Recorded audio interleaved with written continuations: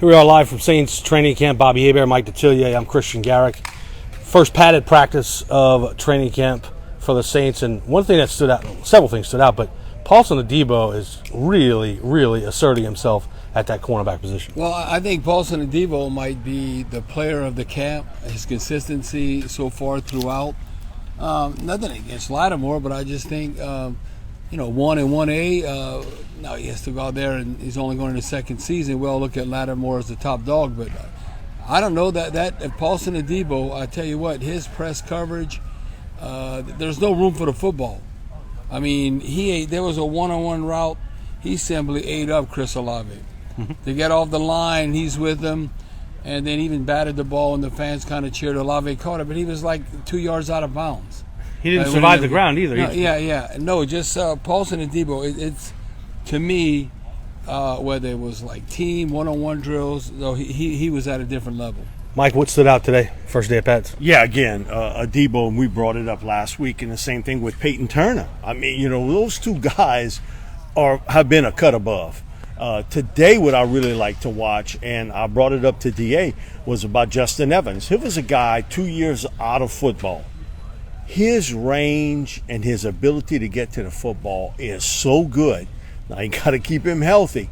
But, man, I'm impressed because if something would happen to Tyron or Marcus May, Justin Evans could fill into that mark. So Mike, I got a question for you. Why was he out of football? Because injuries. He's a four-year veteran from Texas A&M. Injuries. Is that what? Okay. Injuries with it. And we were able to watch the run drills when they went to base. Caden Ellis, again, his run defense skills, really good. The other guy that stood out to me is another rookie, Jordan Jackson from Air Force.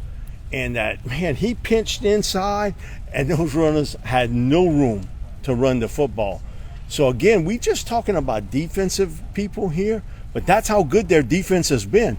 Now, I think on the offensive part, I think what we've been pleased at is the progress. Nick Vanette, Adam Troutman at tight end. Those two guys catching the football.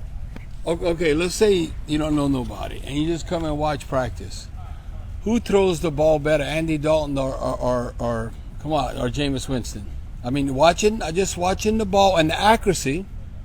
I'm all the throws. I'm not just talking bombs away, under routes and all.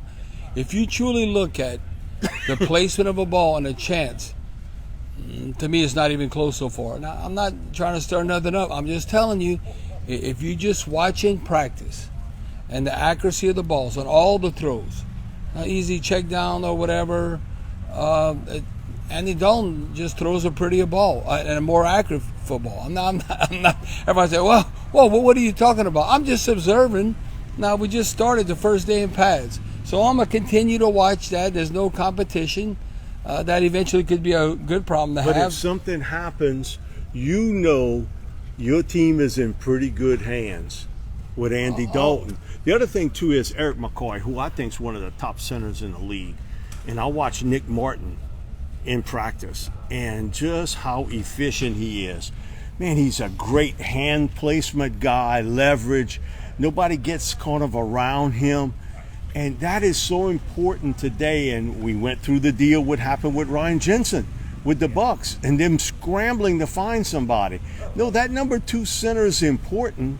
Eric may miss some time. To have Nick Martin here, I think, is a big addition to this club late. And the one dark horse, I'm going to leave y'all with this, and because you always look for these kind of players, and not that he'll make the team because of the competition. I brought this up to Coach Allen.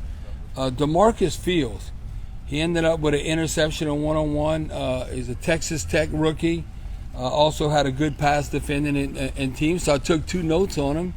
And so, I mean, I don't know. That could be a dark horse to Marcus Fields. Also, Dylan Mabin is another guy, similar to what you're talking about with Fields, that every practice you go to, he makes a play or two that you kind of write it down. So those two guys, undrafted free agents, come in here, right? Hey, they competing. Okay, I lied. I got one more.